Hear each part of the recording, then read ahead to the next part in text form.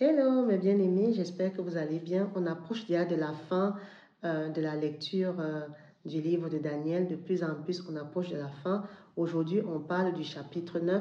Prenez vos Bibles et nous allons lire tranquillement ce chapitre 9 qui va parler ici de la prière de confession de notre cher ami Daniel. Je vous invite à prendre votre Bible comme je vous l'ai dit en introduction afin que nous puissions la lire tranquillement. Ce chapitre 9. La première année de règne de Darius, fils d'Azérus, de la dynastie des Mèdes sur le royaume des Babyloniens, la première année de son règne, moi, Daniel, je me suis aperçu dans les livres que le nombre d'années indiqué par l'Éternel au prophète Jérémie pour la durée de la dévastation de Jérusalem était de 70.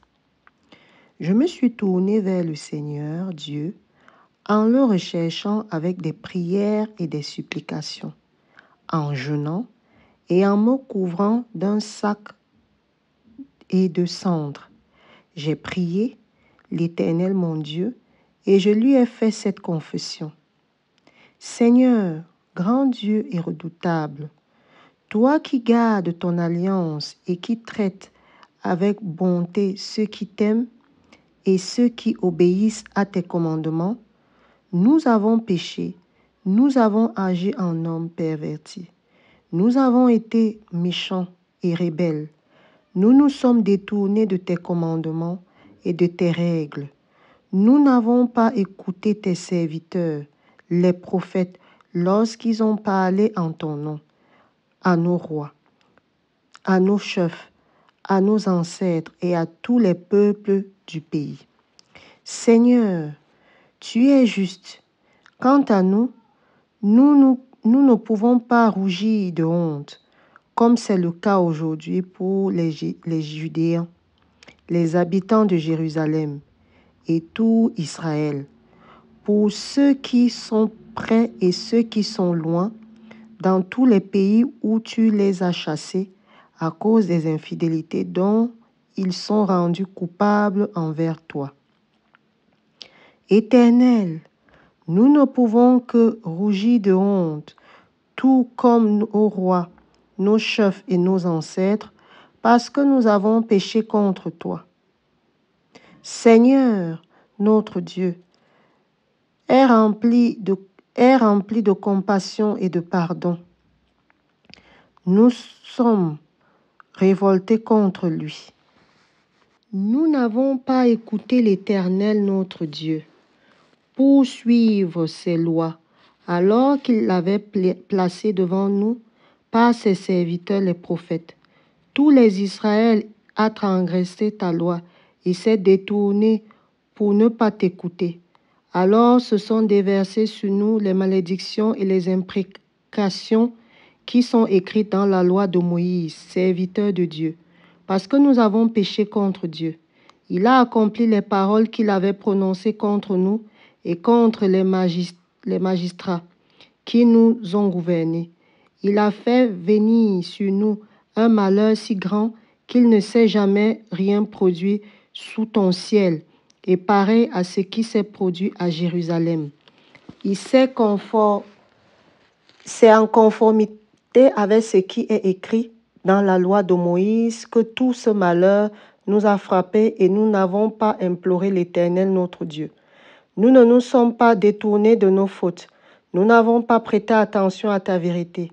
L'Éternel a veillé sur ce malheur et l'a fait venir sur nous parce que l'Éternel, notre Dieu, est juste dans tout ce qu'il fait. Mais nous n'avons pas écouté sa voix. Et maintenant, Seigneur, notre Dieu, toi qui as fait sortir ton peuple d'Égypte par une main puissante et qui t'as ainsi fait la réputation qui est la tienne aujourd'hui, nous avons péché, nous avons agi avec méchanceté.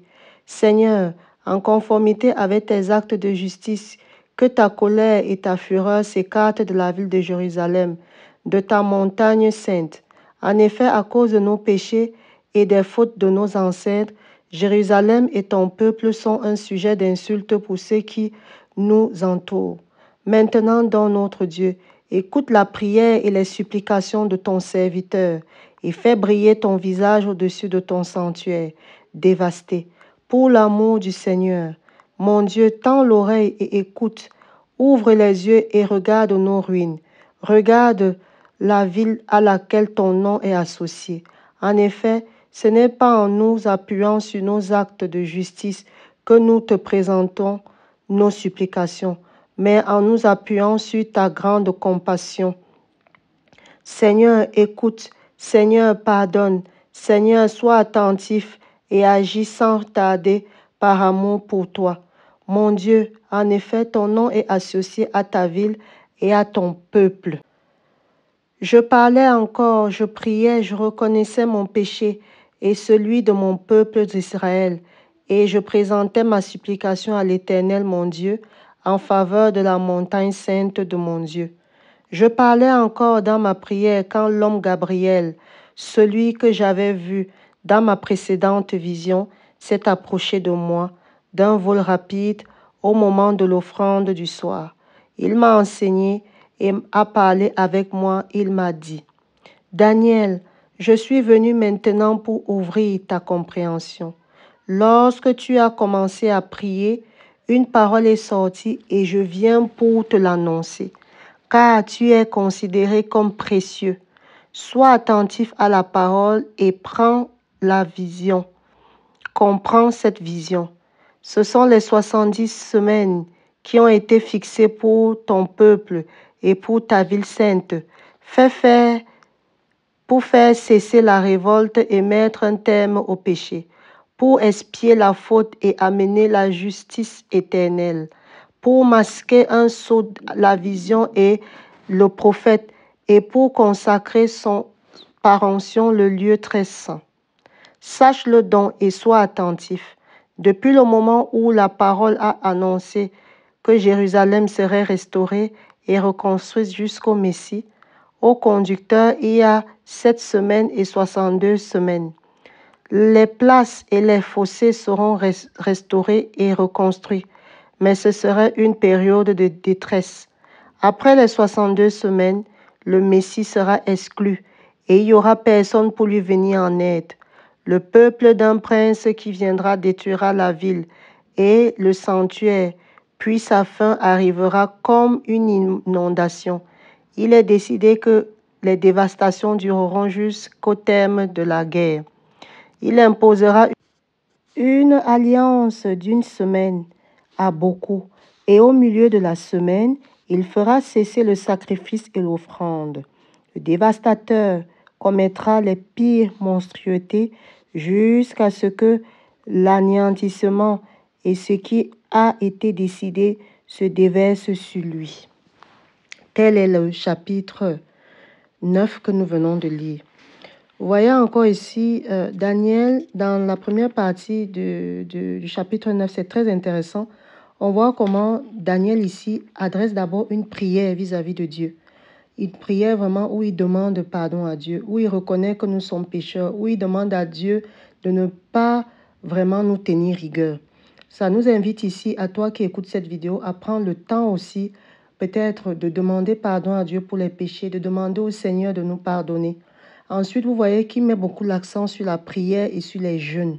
Je vous invite également. Mais également, ça va plus loin ici dans le chapitre 9. On voit comment on est en train de faire l'annonce de la venue du Christ. Oui, on annonce déjà le Christ qu'il va venir, le Christ sauveur qui va venir nous délivrer, le Christ sauveur qui va venir nous permettre d'être bénis dans l'Esprit Saint. Voilà ce qu'on peut dire sur ce chapitre 9.